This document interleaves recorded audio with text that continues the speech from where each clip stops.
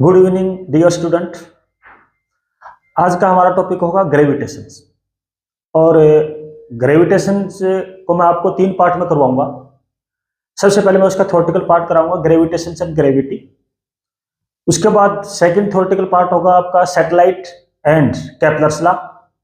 And third part में मैं करवाऊंगा जितने भी आपको ये थ्योरेटिकल आस्पेक्ट कवर करूंगा उन सब से रिलेटेड न्यूमेरिकल जो प्रीवियस ईयर स्टेट में आए हुए हैं या बाकी गवर्नमेंट एग्जाम में आए हुए हैं।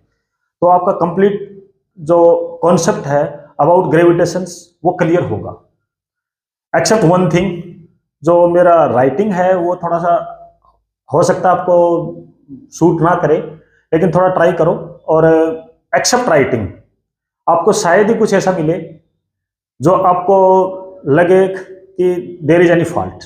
आप इंजॉय करोगे इस क्लास को और डेफिनेटली एक ऐसा कंटेंट और ऐसी बातें आप आज सुनेंगे कि आपका कॉन्फिडेंस भी बढ़ जाएगा कि डेफिनेट आई नो, मतलब आप में से हर एक बच्चा बोलेगा कि ग्रेविटेशन सिर्फ मुझे ही आता है। तो लेट्स स्टार्ट।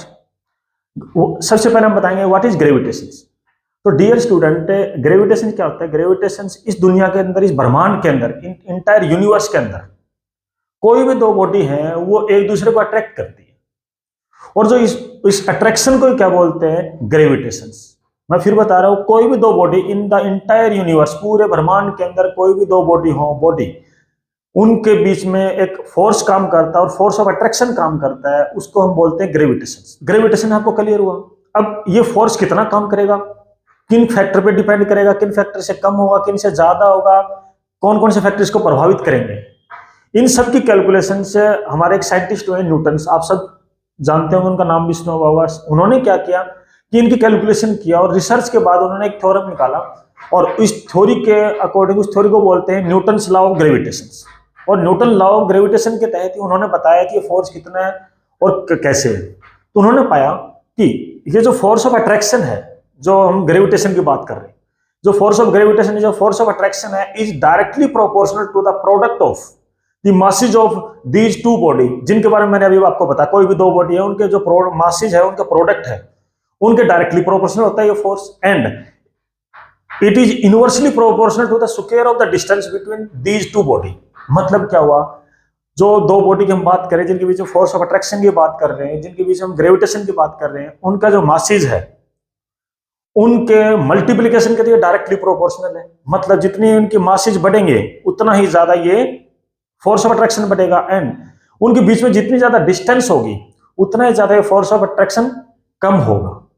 तो इसी के लिए उन्होंने क्या बनाया, मैंने कोई दो बॉडी लिया, body M1, body A and body B। Body A का मास है M1 एंड बॉडी B का मास है M2। उनके बीच में एक डिस्टेंस है सेंटर टू सेंटर डिस्टेंस। कई बच्चे कंफ्यूज करेंगे surface to surface distance less than, no, from centre to centre. उनके बीच में एक डिस्टेंस है R। ठीक है, तो सबसे पहले डेफिनेशन मैंने अभी आपको बताया, बोल के आप देख भी सकते हैं। कोई भी दो बॉडी मैंने लिया तो ग्रेविटेशन क्या बोलता है? It is defined as the force of attraction, पहली बात, between any two body. Any का मतलब कोई भी दो बॉडी हो सकती है, ऑफ द यूनिवर्स। ठीक है, नंबर 2। उसके बाद इसी के बेस में कितना फोर्स काम करता है उसके लिए एक थ्योरी बनाया। किसने बनाया था? न्यूटन्स ने। तो उस थ्योरी को हम बोलेंगे, एक लॉ बनाया उन्होंने न्यूटन ने, उस लॉ को क्या बोलेंगे? Newton's law of gravitation. क्यों बनाया ये लॉ? ये लॉ क्या बताएगा हमें? लॉ बताएगा कितना फोर्स किस चीज पे डिपेंड करता है, किस पे नहीं करता, वो इसके रिलेटेड सारे एस्पेक्ट के बारे में बताएगा। तो उन्होंने क्या पाया न्यूटन्स ने? Every in the universe attract every other body with a force which is directly proportional to the product of their masses, जिस तरह M1 and M2, M1 and M2, and is inversely का मतलब क्या हुआ? उल्टा। मतलब वो फोर्स कम, directly का मतलब साथ साथ बढ़ेगा और इनवर्सली का मतलब वो कम होता चला जाए, proportional to the square of the distance between them. ये दो बॉडी लिया M1 एंड M2। तो according to definitions F is directly proportional to M1 M2 and is inversely proportional to square of the distance between them। तो यहां से देखिए F is equal to, यहां से आगे हम बढ़ेंगे तो अब प्रोपोर्शनलिटी का निशान हटाते हैं तो एक कांस्टेंट आता है और यहां पर कांस्टेंट आया कैपिटल G। तो F is equal to G M1 M2 upon R square। What is G? G is universal gravitational constant।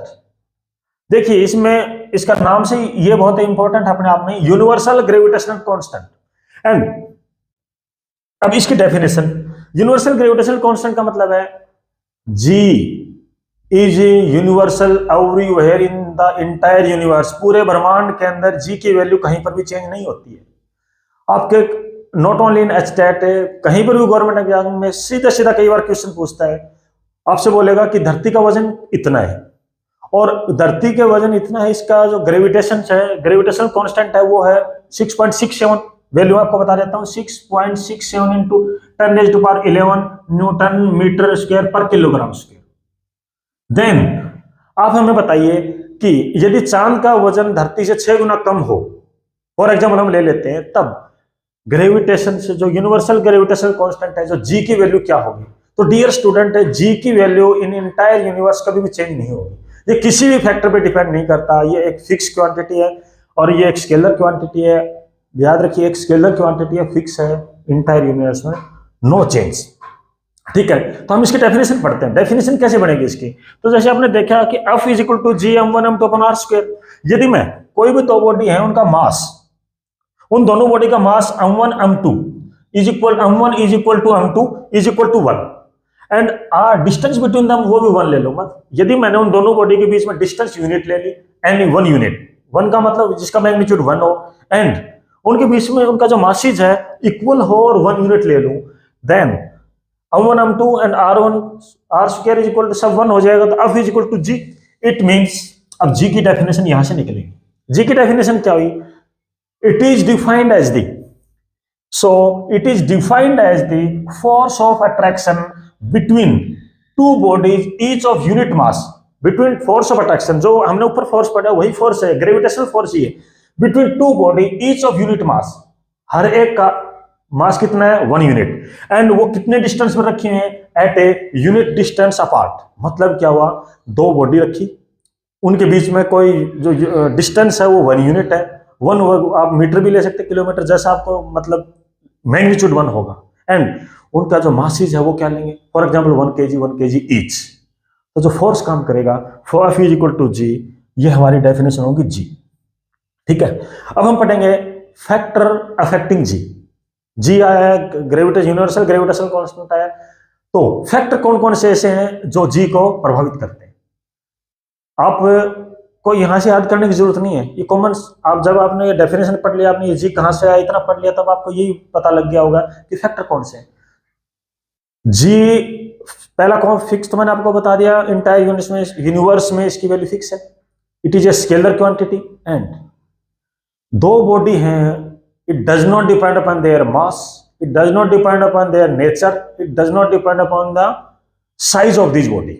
मतलब क्या है? क्योंकि जैसे मैंने आपको बताया F is equal to G when m1 m2 is equal to each equal to 1 and r distance between them is 1। अब इस फार्मूले से यार इसका मतलब मास पे भी डिपेंड नहीं कर रही, it is does not depend upon also, किस पर डिपेंड नहीं कर रहे? बॉडी किस चीज की है? लोहे की है, लकड़ी की है या मिट्टी की है, किसी की भी हो, एंड वजन and nature of the body. Nature of the body हो गया साइज, बॉडी छोटी है या बड़ी है, डजंट मैटर। जी की वैल्यू इनमें किसी भी फैक्टर पे डिपेंड नहीं करती। नंबर 2, अब दो बॉडी रखी हुई है, उनके बीच में मीडियम क्या है? उनकी, क्या वो पानी में रखी हुई है, क्या वो हवा में रखी हुई है, क्या कोई और मीडियम है उनके बीच में? ये उस पर भी डिपेंड नहीं करता है। देखिए आप कैसे, बाय डेफिनेशन आप देखिए, मैंने कहीं इस पूरे फार्मूले में या इस अबव फार्मूले के अंदर मीडियम का जिक्र है? कहीं पर यदि उसका कोई प्रभाव होता तो न्यूटन उसका कोई निकालता और उस फार्मूले के अंदर आता हो। इसका मतलब मीडियम पर भी डिपेंड नहीं करता कि जो दिन दो बॉडी के बीच में हमने रखी हुई, जिनकी हम बातें कर रहे हैं, उसके किस मीडियम में वो रखी हुई है, वैक्यूम है या नहीं है, हवा है, पानी है, कुछ भी हो, जी उस पर डिपेंड नहीं करता है। तो दीज आर दी फैक्टर, और जो मैंने प्रॉपर्टी जी आपको बता दिया है, और ये कहां पर डिपेंड करता है, किस पर नहीं करता है, कंप्लीट कर दिया। इससे बाहर गारंटीड आपका कोई क्वेश्चन नहीं बनेगा from Newton's law of gravitation and universals gravitational constant. नाम से ही पता है यूनिवर्सल। ठीक है, नेक्स्ट करेंगे importance of universal gravitational constant, that is capital G. इसको हम, इसके बारे में हमने पढ़ाई क्यों की, इसके बारे कैरेक्टरिस्टिक्स हमने क्यों पढ़े? इसकी वजह यह है कि for example present value of universal gravitational constant कितनी है, 6.67 इंटू 10⁻⁻11 न्यूटन मीटर स्क्वायर पर किलोग्राम स्क्वायर। ये है इसकी वैल्यू, ये यूनिवर्सल, इसका मतलब थ्रू आउट द यूनिवर्स यही है। मान लेते हैं इसकी वैल्यू प्रेजेंट वैल्यू से 10 गुना कम होती, उस केस के अंदर क्या होता कि अभी जितनी वैल्यू है इस वैल्यू के साथ हम या मैं या कोई भी पर्सन, फॉर एग्जांपल मैं जंप कर रहा हूं और जो मेरे जंप करने के एक पर्टिकुलर फोर्स से, मतलब फिक्स फोर्स है, किसी फोर्स से मैं जंप कर रहा हूं तो मैं 2 से 3 फुट ऊंचा कूद सकता हूं। लेकिन यदि इसकी वैल्यू जो कैपिटल जी की वैल्यू 10 गुना कम कर देते या होती, तब मैं इसी फोर्स से तो कूदता, फोर्स तो मैं वही लगाता, लेकिन हो सकता है कि मैं 2 से 3 गुना या 3 से 4 गुना बिल्डिंग होती, मतलब 30 से 40 फुट उसी फोर्स के साथ कूद सकता था। इसका मतलब क्या हुआ, और यदि और भी कम हो जाता तो मैं हवा में उड़ना शुरू हो जाता। इसका मतलब अगेन ये हमें धरती की तरफ चिपका के रखे हुए। दूसरा, इससे रिवर्स करके देख लेते हैं। मान लिया इसकी वैल्यू 10 टाइम ज्यादा कर दें, जो प्रेजेंट वैल्यू है जी की 6.67 इंटू 10⁻11 न्यूटन मीटर पर किलोग्राम स्क्वायर, इससे 10 गुना हम ज्यादा कर दें, तो धरती जिस फोर्स से अभी हमको खींचे हुए है उससे 10 गुना ज्यादा खींचेंगे, तो अल्टीमेटली हम धरती के अंदर क्रैश हो जाएंगे, मतलब हम मिट्टी में मिल जाएंगे। ठीक है, तो देखो कितनी इंपॉर्टेंस है किसकी, ग्रेविटेशनल कांस्टेंट कैपिटल जी।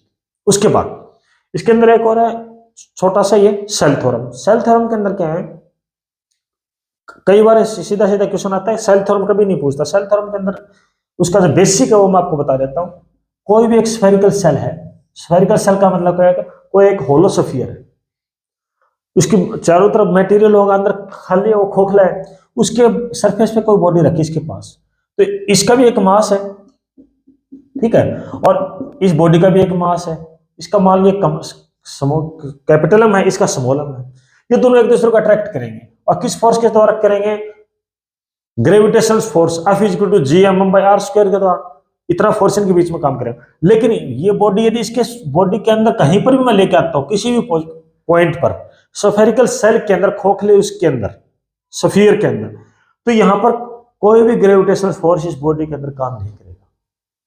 ठीक है, और जो न्यूटन था, उन्होंने जो एप्पल और उसकी जो थ्योरम दी कि वो क्यों गिरता है, और वो सारा किस बेस पर एक्सप्लेन किया, एप्पल थ्योरम, वो इसी सेल के बेस पर था। तो कभी कई क्वेश्चन ये पूछा जाता है कि कोई एक होलो स्फेरिकल सेल है, उसके अंदर कोई एक बॉडी है, तो उस बॉडी पर ग्रेविटेशनल फोर्स कितना काम करेगा, 0। ये ही कई बार सीधा सीधा सिंपल एक क्वेश्चन पूछ सकते करेंगे। जिस तरह मैंने आपको वो कैरेक्टरिस्टिक्स बताया, factor affecting the universal gravitation constant, ठीक है जी। उसी तरह ग्रेविटेशनल फोर्स को भी कुछ ऐसे फैक्टर होते हैं, कौन कौन से फैक्टर इसको प्रभावित करते हैं, कौन से नहीं करते, व्हाट आर इट्स प्रॉपर्टीज और इंपॉर्टेंस इन अवर लाइफ। जिस तरह मैंने ग्रेविटेशनल यूनिवर्सल ग्रेविटेशनल कांस्टेंट जी के बारे में आपको बताया, कैपिटल जी के बारे में आपको बताया, इसी तरह ग्रेविटेशनल फोर्स की भी कुछ एक इंपॉर्टेंस हमारी लाइफ में, अब हम वो डिस्कस करेंगे। पहला, factor affecting gravitational force. Newton's law of gravitation के अकॉर्डिंग ग्रेविटेशनल फोर्स को कौन कौन से फैक्टर अफेक्ट करते हैं। पहला फार्मूला जैसे आपको पता है, फैक्टर अफेक्टिंग ग्रेविटेशनल फोर्स, और इसको कहेंगे प्रॉपर्टीज भी हो सकता है। देखिए आपको पता है F = g/m1m2/r²। अब इसी फार्मूले पे हम आगे बढ़ेंगे कंटिन्यूली। देखिए ये दो बॉडी थी, सेंटर टू सेंटर डिस्टेंस कितनी है इनकी, r, अभी मैंने जैसे आपको बताया था, और इनका मासिस कितना है, m1 m2। Then F = g/m1m2/r²। तो सबसे पहले जिस तरह ग्रेविटेशनल कांस्टेंट बताया था, उसी तरह ग्रेविटेशनल फोर्स है is independent of nature of the body. कहीं पर भी ये मास हमने अभी मैंने आपको बताया, कहीं का जिक्र है कि ये जो मास m1 और m2 है, ये लोहे का है, लकड़ी का है, वुडन का है, किसका है, नहीं। इसका मतलब gravitational force is independent of nature of the body. यदि किन्हीं भी दो बॉडी का मास सेम हुआ, साइज से व्हाट, और it is also independent of size of the body. क्या इस फॉर्मूले में कहीं जिक्र है कि what is the size of the body? कहीं पर भी मैंने आपको ये बताया कि साइज क्या है इसका? बस साइज कुछ भी हो, व्हाट एवर इट साइज में भी, इसका साइज कुछ भी हो। यदि मास m1 m2 और हमने एक और बॉडी ली, उसका छोटी छोटी ले ली, लेकिन उनका मास भी m1 m2 है और डिस्टेंस उनके बीच में वही है, सेंटर टू सेंटर r, तब भी जो ग्रेविटेशनल फोर्स है वो वही रहना है। इसका मतलब ये साइज पर डिपेंड नहीं कर रहा है। फार्मूले से भी आपको याद, एक्स्ट्रा दिमाग लगाने की जरूरत नहीं है, रट्टा मारने की जरूरत नहीं है, क्लियर कट। फार्मूले में कहीं भी मेंशन नहीं है कि what is the size of the body. कहीं यदि उसका असर होता तो ये बताता ना, नहीं है। नंबर 2, इसी तरह किस पर? Nature of the body. क्या मैंने कहीं जिक्र किया कि किस कौन से बनी है? इसका मतलब it is independent of nature and the size of the body. यदि किन्हीं भी दो बॉडी का मास जिनका हम जिक्र कर रहे हैं वो सेम है, साइज कुछ भी हो, नेचर कुछ भी हो, और उनके बीच में डिस्टेंस सेम है, तो ग्रेविटेशनल फोर्स भी सेम ही होगा। नंबर 2, अब gravitational forces are central in nature. As you know कि बॉडी ए है, ये body B, body A B को अट्रैक्ट कर रही है इस डायरेक्शन में, इसी तरह बॉडी बी अट्रैक्ट कर रही है बॉडी ए को किस डायरेक्शन में? इस डायरेक्शन। तो और मैंने डिस्टेंस कहां से निकाली, किस साइड खींच रहे हैं? From centre to centre. तो कई बार क्या होता है कि वो आपको असरेशन रीजनिंग टाइप क्वेश्चन दे देगा, या फिर रॉन्ग एंड राइट स्टेटमेंट से, वो आप रॉन्ग एंड राइट स्टेटमेंट से, स्टेटमेंट के अंदर से वो बोलेगा find out which is correct statement. तो करेक्ट स्टेटमेंट जो मैंने आपको बताया, 2-3 सेंटेंस अभी बोले, एक और करेक्ट सेंटेंस ये है कि these forces are central in nature. Central का मतलब क्या हुआ? ये they act from centre to centre. इस बॉडी का सेंटर इस बॉडी के सेंटर को अट्रैक्ट कर रहे हैं, ठीक है। तो यदि कहीं पर भी लिखा हो correct, find out the correct statement, तो यदि उसने लिखा है कि दीज फोर्सेज आर, कौन से? Gravitational forces are central, yes definitely they are central in nature. आपको समझ में आ गया होगा क्यों। नंबर 3, क्या मैंने अभी इस पूरे फॉर्मूले में जिक्र किया है? Independent of the medium. ये पानी में रखे हुए हैं। जिस तरह मैंने ग्रेविटेशनल कांस्टेंट बताया था, कैपिटल जी के बारे में बताया था, इसी तरह ग्रेविटेशनल फोर्स भी, it is also independent of the medium between these two body, जिसके बारे में हम बात कर रहे हैं, ठीक है। नंबर 4, अब आपने देखा कि बॉडी बी है, वो बॉडी ए को एक फोर्स से खींच रही है, और उतने ही फोर्स से बॉडी ए बी को खींच रही है। फोर्स इक्वल, एक फोर्स बॉडी ए पर लग रहा है, एक फोर्स बॉडी बी पर लग रहा है। नंबर 3, डायरेक्शन क्या है? अपोजिट है। तो Newton's third law of motions क्या बोलती है? For every action there is always a reaction, which is action and reaction are opposite in direction, and the force acting between them is acting on two different body। तो force 3 condition ही तो थी उसकी। पहली condition क्या? 2 अलग अलग body में force लग रहा है, फोर्स इक्वल लग रहा है, और डायरेक्शन अपोजिट है फोर्स की। It means gravitational forces follow Newton's third law of motions. Again एक स्टेटमेंट आपको देगा और आपको बताएगा कि क्या is it correct? Definitely it is again correct, ठीक है। Number 4, force gravitational forces are conservative in nature. अब ये कौन सी बात हुई? What is conservative forces? Conservative forces क्या होते हैं?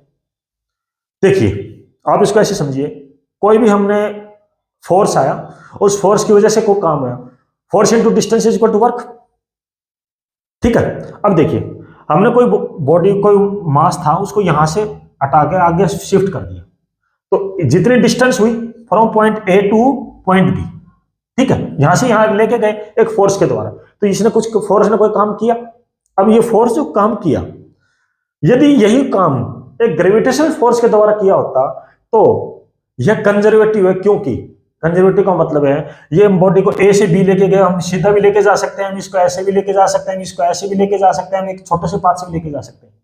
तो जो वर्क है ना, वो इनमें से किसी भी पाथ पे डिपेंड नहीं कर रहा, from initial to final position पर ही डिपेंड कर रहा है। इसका मतलब क्या हुआ? जो कोई भी वर्क किसी भी फोर्स के द्वारा किया गया हो, यदि वो इनिशियल टू फाइनल पोजीशन पे ए टू बी, तो यही है ना, बस यहां से गए डजेंट मैटर, ठीक है। तो यदि कोई भी किसी भी फोर्स द्वारा कोई काम किया गया और वो इनिशियल से लेकर फाइनल पोजीशन पे डिपेंड करे, पाथ पे ना डिपेंड करे, उसको क्या बोलते हैं हम? Conservative force. और जो हमारा ग्रेविटेशनल फोर्स है ना डियर स्टूडेंट, वो भी एक कंजर्वेटिव फोर्स है, ठीक है, हम करेंगे importance of Newton's law of gravitation. Importance क्या है, हमने इसको क्यों पढ़ा है, कहां जरूरी है। सबसे पहले पॉइंट है हमारा बाइंडिंग फोर्स ऑन अर्थ। जो न्यूटन्स लॉ ऑफ ग्रेविटेशन से जो ग्रेविटेशनल फोर्स है, जो उसकी वजह से ही धरती है वो हमें अपनी तरफ अट्रैक्ट किए हुए है और हम धरती से बाउंडेड हैं या फिर हम इससे जुड़े हुए हैं। कैसे? अब अर्थ रिवॉल्व कर रही है अराउंड इट्स एक्सिस। अब रिवॉल्व कर रही है तो हो सकता है कि आप लोग यहां पर हो धरती पर, कोई कहीं पर है, कोई यहां पर है। अब ये रिवॉल्व कर रही है तो वैसे भी गिरना ही चाहिए, नहीं गिरता। दूसरा हो सकता है इस पोजीशन पर कोई आदमी उल्टा लटक रहा है, इमेजिन। अब देखिए वो भी गिरता नहीं है। क्यों नहीं गिरता? धरती घूम भी रही है, कोई कहीं पोजीशन है, पूरी धरती पर ही लोग रह रहे हैं, लेकिन गिरता क्यों नहीं है? बिकॉज जो ग्रेविटेशनल फोर्स है act as a binding force on earth. धरती पर ये एक बाइंडिंग फोर्स का काम करता है, वन थिंग। दूसरा प्लैनेटरी मोशंस, जितनी भी प्लैनेटरी मोशंस है ना, प्लैनेटरी का मतलब क्या हुआ? धरती सूर्य की चारों तरफ चक्कर लगा रही है, चांद धरती की चारों तरफ चक्कर लगा रही है, ये सब, ये सारी प्लैनेटरी मोशन, जितनी प्लैनेट है ये रिवॉल्व कर रहे हैं एक दूसरे के अराउंड और सन के अराउंड, जिस और सभी के ग्रह है, किसी के उपग्रह, इस तरह से। अब इनका क्या टाइम पीरियड है, कितने घंटे में ये एक रिवॉल्यूशन पूरा कर रहे हैं, ये सारे किस थ्योरम के, किस लॉ के द्वारा एक्सप्लेन किए गए हैं, या फिर इन न्यूटन्स लॉ ऑफ ग्रेविटेशन को मानते हुए इनकी ये सारी चीजें प्रूव की जा सकती हैं। इसलिए इसकी इंपॉर्टेंस है, किसकी? Newton's law of gravitation. Number 3 tidal formation. Tidal क्या होते हैं? ज्वार भाटा आपने सुना होगा, इवन 5th क्लास से स्टार्ट हो जाता है ज्वार भाटा। ज्वार भाटा का मतलब है समुद्र के जो समुद्र की जो पानी का सतह है, मतलब समुद्र में जो पानी का लेवल है, दिन में 2 बार अपने नॉर्मल लेवल से ऊपर उठता है और फिर वो नीचे गिरता है। तो ये जो पानी का लेवल क्यों उठता है और फिर वापस अपने लेवल में नीचे क्यों गिर जाता है, तो उठने और गिरने की इस जो प्रोसेस को क्या बोलते हैं? टाइडल फॉर्मेशन, और ज्वार भाटा इसी को बोलते हैं हिंदी में। अब क्यों होता है ऐसा? अब देखिए इसकी वजह ये होती है कि हमारी धरती है अपने एक्सिस के अराउंड रिवॉल्व कर रही है, और हमारी धरती के चारों तरफ चंद्रमा भी, मून भी रिवॉल्व कर रहे हैं उसी डायरेक्शन में जिस डायरेक्शन में हमारी धरती रिवॉल्व कर रही है। अब धरती हमारी कंप्लीट स्फेरिकल नहीं है। अभी तक हम जितने भी जो न्यूटन लॉ ऑफ ग्रेविटेशन पढ़ेंगे, आगे न्यूमेरिकल निकालेंगे, तो हम इसको एक स्फीयर मानेंगे, लेकिन एक्चुअल में तो स्फेरिकल नहीं है, ये इलिप्टिकल है, अंडाकार है। मतलब इसका ये जो पोल हेड है उसकी तरफ से इसकी डेप्थ कम है, और जो इक्वेटोरियल हेड है इसकी तरफ से इसकी लंबाई ज्यादा है, मतलब यहाँ से। अब ये धरती के चारों तरफ चंद्रमा घूम रहा है, तो कोई ऐसी पोजीशन धरती पर होगी जब चंद्रमा धरती के पास होगा। अब चंद्रमा धरती के पास है तो ऑब्वियसली बात है चंद्रमा और धरती के बीच में रेडियस कम हुई। अब रेडियस कम होगी तो उनके बीच में फोर्स ऑफ अट्रैक्शन ज्यादा होगा। जो ही फोर्स ऑफ अट्रैक्शन ज्यादा होगा तो धरती पर पानी की मात्रा है, वो जो पानी है समुद्र में जो पानी है उसका लेवल ऊपर उठ जाएगा, क्योंकि उसको चंद्रमा ज्यादा फोर्स से खींच रहे हैं। और जो ये रिवॉल्यूशन की वजह से दूर हटेंगे तो उनके बीच में अगेन फोर्स ऑफ अट्रैक्शन क्या हो, वो पहले वाला ही हो जाएगा, तो पानी का लेवल नीचे गिर जाता है। तो दिन में 2 बार ऐसा होता है कि धरती और चंद्रमा एक दूसरे के पास आते हैं, तो हर 12 घंटे में रफली जो समुद्र का जो पानी का लेवल है ऊपर नीचे गिरता है, दिन में 2 बार ऊपर उठता है और फिर वो नीचे गिरता है। इसको बोलते हैं टाइडल फॉर्मेशन, ज्वार भाटा। तो ये भी किस थ्योरी के द्वारा एक्सप्लेन किया गया? न्यूटन्स लॉ ऑफ ग्रेविटेशन के द्वारा, जैसे मैंने अभी आपको बताया। उसके बाद एक और है इसका इंपॉर्टेंस, जो सूर्य और चंद्र ग्रहण, मून एंड सन एक्लिप्स, ये जो घटित हो रही है घटनाएं, हमें पता है सूर्य ग्रहण क्या है, चंद्र ग्रहण क्या है। Again Newton's law of gravitation को हम मानते हैं, जिस तरह मैंने अभी आपको पढ़ाया उसको मानते हुए ये सारे एक्सप्लेन की जा सकती है। तो ये इंपॉर्टेंस थी सारी किसकी? Newton's law of gravitation. Topic क्या है? ग्रेविटी, या हम इसको जानते हैं acceleration due to gravity, small g. What is this?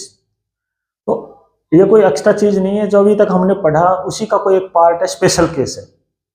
इसके अंदर क्या है, जैसे मैंने आपको बताया कि कोई भी 2 बॉडी जिनका मास m1 और m2 था और उनके बीच में डिस्टेंस r थी, उनके बीच में एक फोर्स काम कर रहा था। कौन सा फोर्स? Gravitational force. यहां पर बस एक बॉडी को फिक्स कर दिया गया है, और वो बॉडी कौन सी है? हमारी धरती, जो हमारी अर्थ है वो फिक्स है। दूसरी बॉडी कोई भी हो सकती है, ठीक है।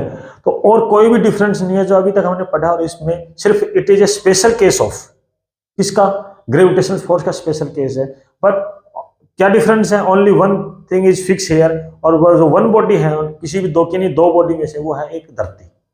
ठीक है, अब ये कितना होता है? तो ग्रेविटेशन का जो हमारी धरती है ना, किसी भी बॉडी को in the on the surface of the body और near the surface of the body अपने सेंटर की तरफ एक फोर्स से खींचती है। और वो कितना फोर्स लगाती है? वो जितना बॉडी का वेट होता है उतनी ही फोर्स से अपने सेंटर की तरफ उसको खींचती है। इट मीन्स कोई एक धरती जो है किसी भी बॉडी के ऊपर जो उसके सरफेस पे है, उसका वो उसके सरफेस पे वो उसको अपने सेंटर की तरफ खींचती है। और किस फोर्स से खींचती है? एक force equivalent to its weight. Again and अभी हमने पढ़ा एक फोर्स और काम करेगा कोई भी बॉडी है। जैसे देखिए आप डेफिनेशन देखिए, ग्रेविटी जी और एक्सेलरेशन ड्यू टू ग्रेविटी।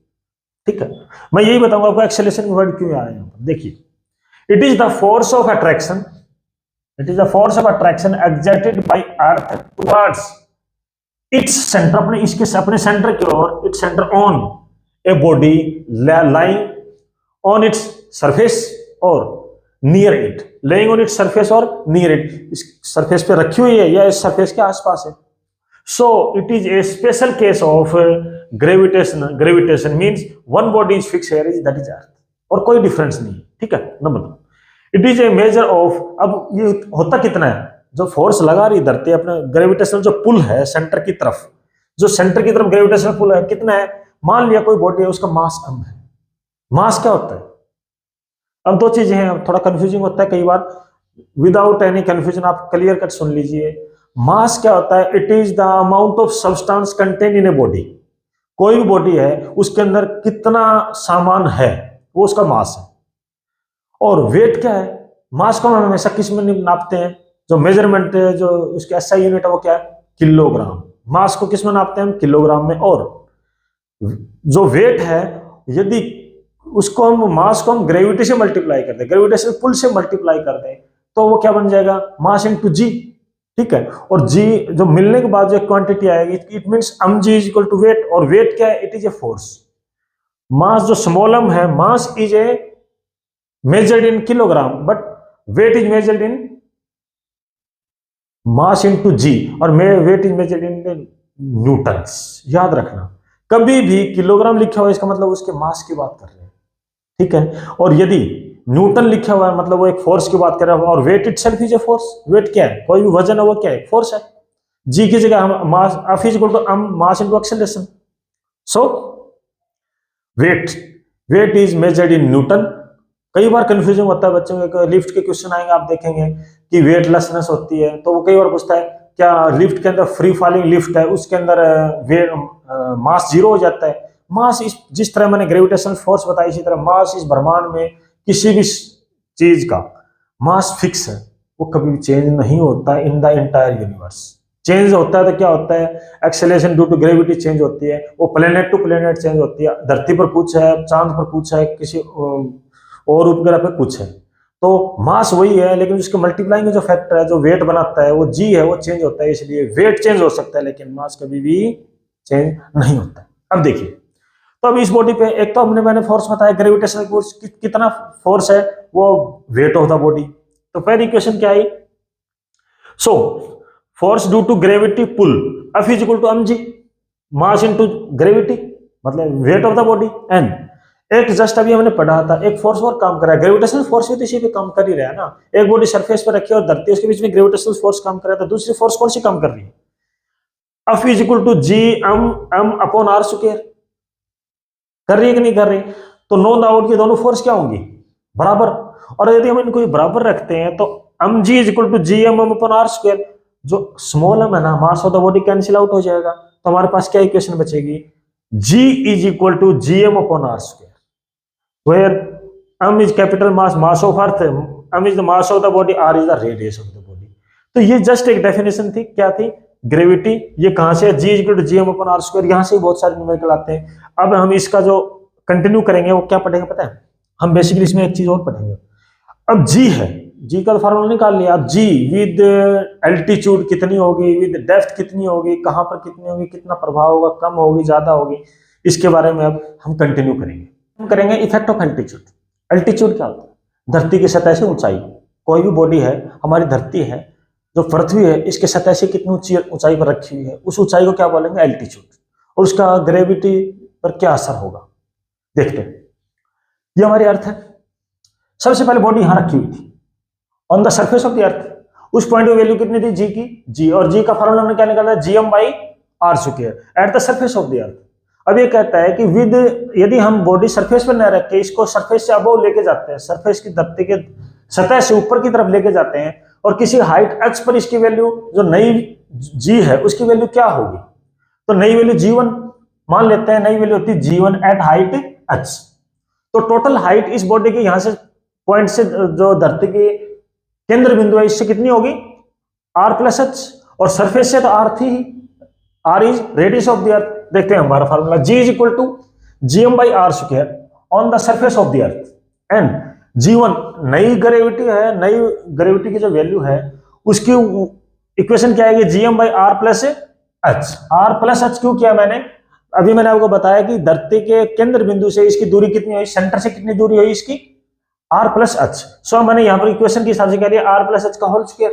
अब देखिए यदि मैं रेशियो निकालूं किसका, नई g1/g, तो हमारा फार्मूला बनेगा gm/r+h का square multiply by r²/gm। gm से gm कैंसिल हो जाएगा, मतलब क्या हुआ, इस इक्वेशन को इससे हमने डिवाइड किया तो ये gm तो gm कॉमन है, ये कैंसिल आउट हो गया, तो हमारी वैल्यू आई r²। हमारी वैल्यू क्या आई, r² का होल स्क्वायर। अब देखिए यदि मैं g को इधर से ले जाके मल्टीप्लाई कर दूं तो नई g की वैल्यू आ गई, मुझे नई g1 तो g1 ही तो निकालनी है, तो g1 is equal to g multiply by r² का होल स्क्वायर। हमारा एक फार्मूला डिराइव हो गया, और इसी फार्मूले पर मोस्ट ऑफ द न्यूमेरिकल आएंगे आपके एल्टीट्यूड के। मतलब क्या हुआ, इसी फार्मूले पे हम निकालेंगे कि धरती के सतह से यदि किसी चीज को हम ऊंचाई पर लेके जाते हैं तब ग्रेविटी में क्या परिवर्तन होगा, वो इस फार्मूले से हम निकालेंगे मोस्ट ऑफ द न्यूमेरिकल। और ये फार्मूला कब लागू करना है, जब when h is not negligible as compare to r। मतलब क्या हुआ कि जैसा आपको पता है रेडियस कितनी है धरती की, 6400 किलोमीटर, मतलब 6.4 × 10⁶ मीटर। अब 6400 किलोमीटर के कंपेयर में यदि हाइट मान लीजिए 10 फीट है, 20 फीट है, 30 फीट है, 100 फीट है, 200 फीट है, उसकी कोई वैल्यू है नहीं। और 10, 20, 30, 50 फुट पर आप समझ सकते हैं कि जी पे कितना प्रभाव पड़ेगा, नाम मात्र के बराबर। इसलिए उस केस के अंदर हम h जो है वो नई जी है उसके ऊपर कोई ज्यादा प्रभाव पड़ेगा नहीं, क्योंकि ऑलरेडी धरती की हमारी जो रेडियस है वो 6400 किलोमीटर है। अब हमने 100 किलोमीटर भी ऊपर कोई बॉडी को लेके जाते हैं, 100 किलोमीटर धरती की सतह से ऊपर भी लेके जाते हैं, तब भी जी की वैल्यू भी कोई ज्यादा असर नहीं होने वाला है, क्योंकि 6400 की बजाय 6400 किलोमीटर की बजाय 100 किलोमीटर क्या है, कुछ भी नहीं है। लेकिन यदि वो हमें ये बोल दे और न्यूमेरिकल दे दे कि कोई भी बॉडी धरती की सतह से धरती की रेडियस के बराबर ऊंचाई पर ले जाने पर, मेरा क्वेश्चन दोबारा सुनिए प्लीज, कोई भी बॉडी हमने ली और ये क्वेश्चन दे देता है हमें कि कोई भी बॉडी लिया और उसको धरती की रेडियस के बराबर ऊंचाई पर ले जाने पर नई ग्रेविटी क्या होगी, तो हम फार्मूला लगाएंगे ये h की according to numerical h is equal to r, क्योंकि ये क्या बोल रहा है कि जो बॉडी की ऊंचाई है धरती की सतह से वो किसके बराबर है, रेडियस ऑफ द अर्थ।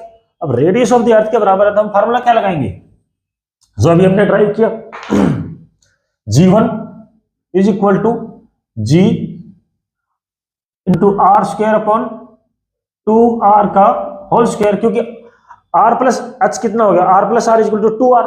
इसका मतलब ये हमारा हो जाएगा r² से r² कैंसिल हो जाएगा, ये हो जाएगा 1/4। मतलब क्या हुआ, नई g1 is equal to g/4। ये आपके पेपर में पहले आया हुआ भी है, स्टेट पीजीटी में आया हुआ क्वेश्चन है, और उन्होंने g1 तो नई ग्रेविटी कितनी हो जाएगी, जो हमारी धरती की सतह पर जो ग्रेविटी थी उसका चौथा हिस्सा।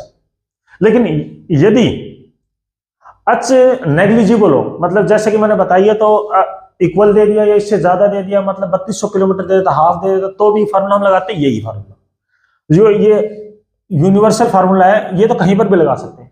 लेकिन हम जब आगे बढ़ेंगे और आप पेपर में कई बार न्यूमेरिकल क्या आता है, कोई बॉडी लिया और वो 100 किलोमीटर ऊंचाई पर धरती की सतह से रख दिया, तो नई ग्रेविटी क्या होगी। तो उस केस में यदि हम ये फार्मूला लगाते हैं तो r² / r+h तो 6400 प्लस 100 आप जोड़ के देखो, जब उसको फार्मूला को हम सॉल्यूशन निकालते हैं तो एक बहुत लंबी चौड़ी मल्टीप्लिकेशन के साथ आता है और उस न्यूमेरिकल को सोल्व करना मुश्किल हो जाता है। उस केस के लिए हमने एक नया फार्मूला ड्राइव किया और यही फार्मूला हर जगह लागू करना है। कब? जब ऊंचाई है जो h है, when h is negligible as compared to r, तब हमें ये फार्मूला करना है g1 जो नई ग्रेविटी है is equal to g into 1 minus 2h upon r। ये formula most of the numerical अब आप करेंगे कहां पर लगेगा? जहां पर हाइट, अगेन मैं बता रहा हूं, धरती की सतह से किसी बॉडी की हाइट यदि बहुत ज्यादा कम है रेडियस की बजाय 100, 200, 300, 500 किलोमीटर, तब हम ये फार्मूला अप्लाई करेंगे नई ग्रेविटी निकालने के लिए। और यदि वो कंपेरेबल है तो हम ये फार्मूला लगाएंगे जिस तरह मैंने अभी आपको लगा के दिखाया। ठीक है, अब हम आपके पेपर में एक न्यूमेरिकल और आता है परसेंटेज चेंज इन ग्रेविटी, कि धरती की सतह पर जी था और धरती के जो रेडियस इसी के इक्विवेलेंट ऊपर हम जब लेके जाता है तो उसका वैल्यू कितना होगा? g/4। तो परसेंटेज चेंज कितना हुआ? 75% कम हुई कि नहीं हुई? क्योंकि ये चौथा ही सही बची है, 1/4 बचा ना नई ग्रेविटी का, तो ये 25% है। g1 is equal to 25% of जो हमारी सरफेस के ऊपर ग्रेविटी थी। तो टोटल, अब ये परसेंटेज कैसे निकालेंगे? आपके पेपर में इस पर भी न्यूमेरिकल आता है। अब हम निकालेंगे आपको परसेंटेज। तो देखिए इस फार्मूले से हम इसी फार्मूले हम चलेंगे, ये बेसिक फार्मूला हमारा अब ये रहेगा। देखते हैं g1 percentage change in g with altitude from equation 2। हमारी इक्वेशन ये है, इसे आप देखिए g1 is equal to g, अब g को हम अंदर मल्टीप्लाई कर देते हैं तो g minus 2gh upon r।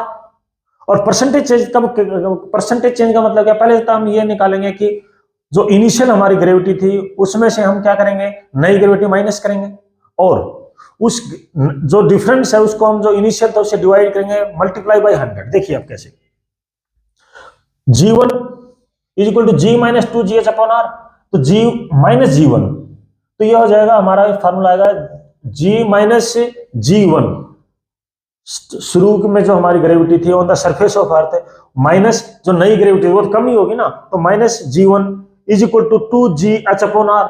और यदि मैं दोनों साइड से g से डिवाइड कर दूं, इधर से भी g और इधर से भी g, तो ये हमारा फार्मूला बन जाएगा 2h अपॉन r। और आप देखेंगे कि मोर देन 50% जो न्यूमेरिकल है इसी फार्मूले पर आएगा। आपके परसेंटेज जो पूछता है वो बोलेगा आपको कि कोई बॉडी है, यदि धरती की सतह पर ग्रेविटी g है तो ये 36% कम किस हाइट पर हो जाएगी? आप समझिए इस न्यूमेरिकल, ये 50% या 50% जो ग्रेविटी है वो किस हाइट पर कम हो जाएगी, तब हम क्या फार्मूला लगाएंगे?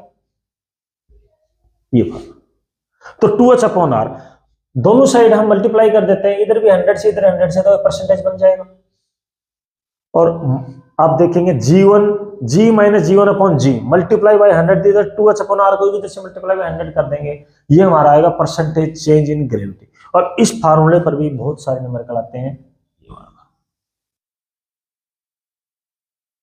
ठीक है, और मैं इस फार्मूले पर आपको एक न्यूमेरिकल कराया।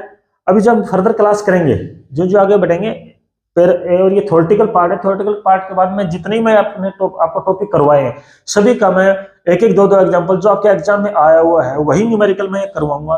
तब आपको ये सारे फार्मूले इजीली क्लियर हो जाएंगे कि कौन सा फार्मूला कहाँ अप्लाई करना। और ये ज्यादा कंफ्यूजिंग है भी नहीं, मैंने वैसे मोस्ट ऑफ द क्लियर कर दिया, लेकिन फिर भी एक दो न्यूमेरिकल, 2-4 न्यूमेरिकल हम और निकालेंगे, तब आपको क्लियर हो जाएगा यस ये परसेंटेज चेंज कैसे निकालने हैं, ये फार्मूला आप एक बार नोट कर लीजिए। थोड़ा बहुत कंफ्यूजन भी है तो नेक्स्ट जो ही हम न्यूमेरिकल करेंगे तब आपको क्लियर हो जाएगा।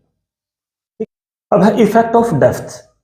यदि किसी बॉडी को हम धरती के केंद्र बिंदु की तरफ, धरती के सेंटर की तरफ लेके जाते हैं, तब ग्रेविटी पे क्या असर होगा?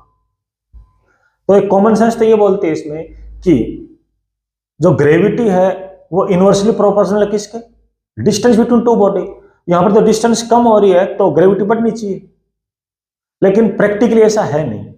प्रैक्टिकली हमारा जो फार्मूला आएगा वो है g1 is equal to g into 1 minus d upon r। मतलब क्या हुआ? ओवरऑल 1 से कुछ कम ही होगी।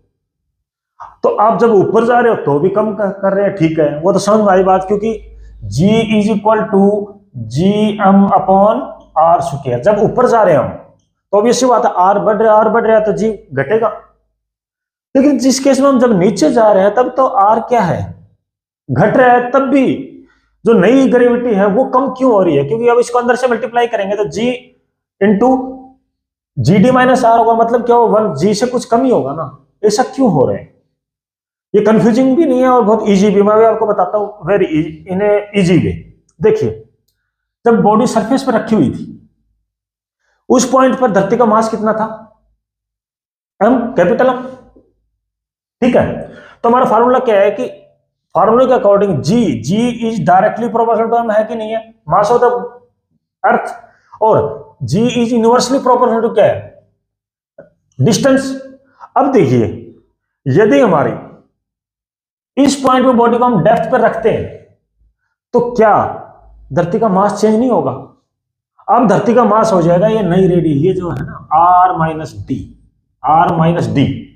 अब धरती का वजन, पहले इस पूरी धरती का वजन था, अब धरती का वजन ये पूरा नहीं लिया जाएगा क्योंकि रेडियस कम होगी तो धरती का साइज भी कम माना जाएगा, और इसी हिसाब से जी, अब मास भी कम होगा धरती का, और यदि मास कम होगा तो ग्रेविटी क्या होगी, ऑब्वियस सी बात है, कम होगी।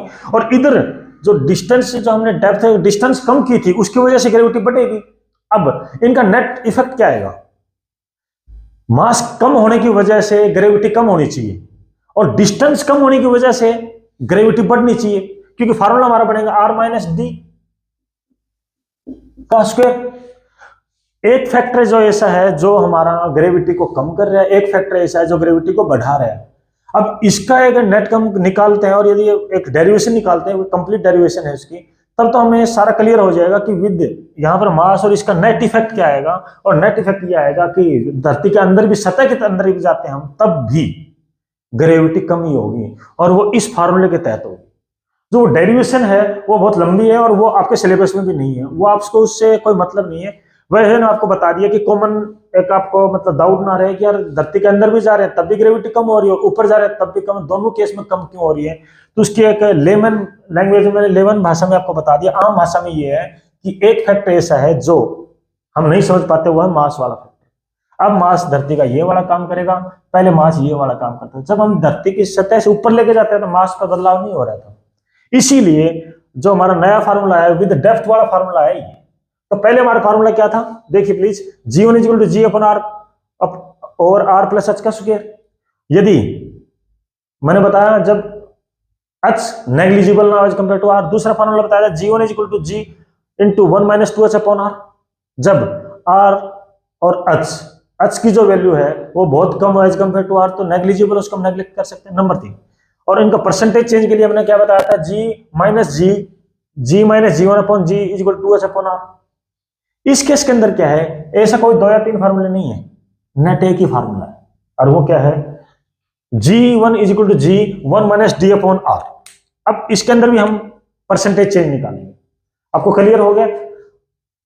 ठीक है, अब देखिए परसेंटेज चेंज कैसे करेंगे हम। G इज इक्वल टू, तो G माइनस G1 की वैल्यू क्या है, हमारी ओल्डर G थी, लीजिए एक मिनट,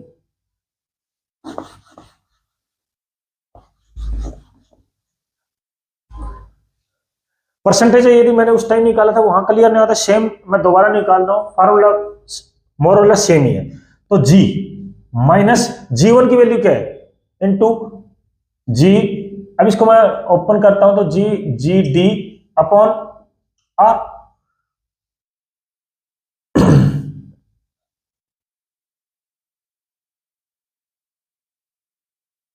ठीक है, अब G1 is equal to G minus G D upon R, और G minus G1 is equal to हो जाएगा हमारा G minus G D. 1 minute,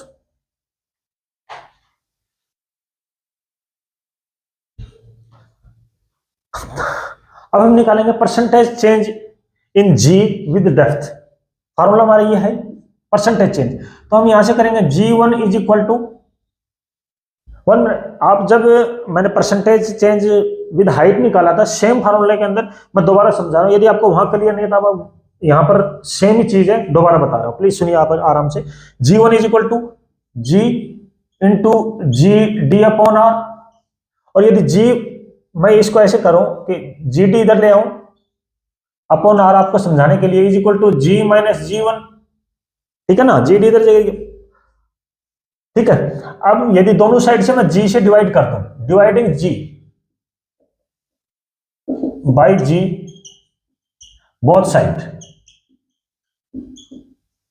उस केस में क्या होगा, जी ये जो इक्वेशन हमारी क्या आएगी, जी माइनस जी वन अपॉन जी, ऊपर क्या है, change in gravity upon initial gravity, यही तो परसेंटेज होता है, मल्टीप्लाई बाय 100, ठीक है। शुरू में हमारी ग्रेविटी कितनी थी, फाइनल ग्रेविटी का डिफरेंस अपॉन इनिशियल जो स्टार्टिंग ग्रेविटी है उसका डिवाइड कर देते हैं, मल्टीप्लाई बाय 100 करेंगे तो क्या होगा, percentage change in gravity is equal to D upon R, ठीक है। और यदि परसेंटेज निकालेंगे तो दोनों क्या होंगे, यहां पर भी 100 से मल्टीप्लाई कर देंगे, इधर भी 100 से मल्टीप्लाई कर देंगे, ये भी नहीं करके देता मैं, तो हमारा चौथा फॉर्मूला क्या बन गया,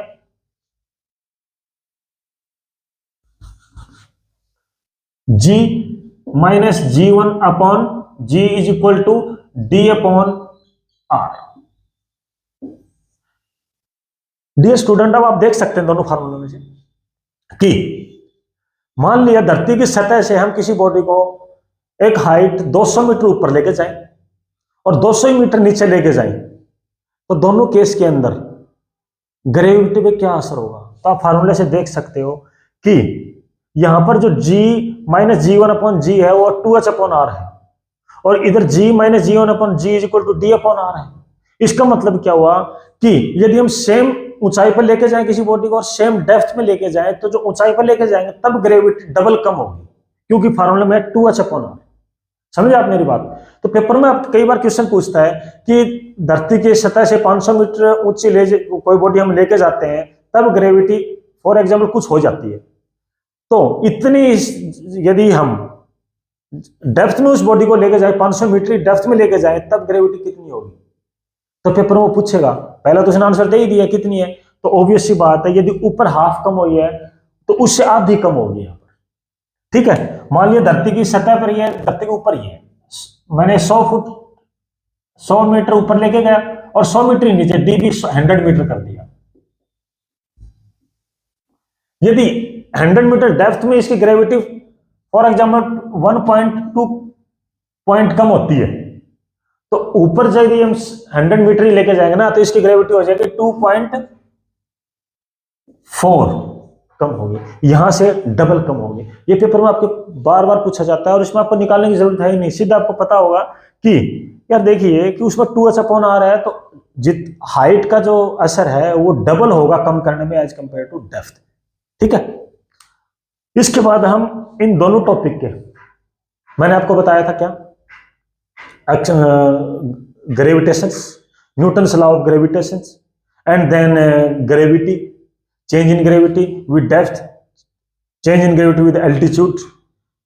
अब तक ये टॉपिक हमने क्लियर किया, टॉपिक कंप्लीट किए हैं। अब जितने भी ये मैंने टॉपिक किए हैं, मैं इन सभी के आपके एस्टेट ओरिएंटेड न्यूमेरिकल कराऊंगा, हर एक फार्मूला बेस पे आपको न्यूमेरिकल कराऊंगा जो एस्टेट में आए हुए हैं वही, तब आपको इनकी और ज्यादा अच्छे से क्लैरिफिकेशन हो जाएगी। एंड देन एक टॉपिक हमारा और बचेगा, थ्योरेटिकल ही है, जिसके ज्यादा वो है डीप है नहीं, वो ऊपर ऊपर से मैं आपको कराऊंगा, वो है केपलर्स लॉ, सैटेलाइट, जिनसे कई बार डायरेक्ट क्वेश्चन पूछ लेते हैं, और वही डायरेक्ट क्वेश्चन बहुत इजी वे में आपको कराऊंगा, वो हमारे नेक्स्ट। तो हमारे टोटल 2 क्लासें और बची हैं, one class is of numerical, estate oriented numerical only, and दूसरी क्लास में कराऊंगा आपका, जिससे कई बार छिटपुट क्वेश्चन और पूछ लेते हैं, छोटे मोटे क्वेश्चन आते हैं लेकिन डायरेक्ट आते हैं और बहुत इजी है वो आते हैं केपलर लॉ और आपकी एस्केप वेलोसिटी टाइप क्वेश्चन, तो वो मैं आपको कराऊंगा, तब जाके हमारा ये जो ग्रेविटेशन कंप्लीट हो जाए।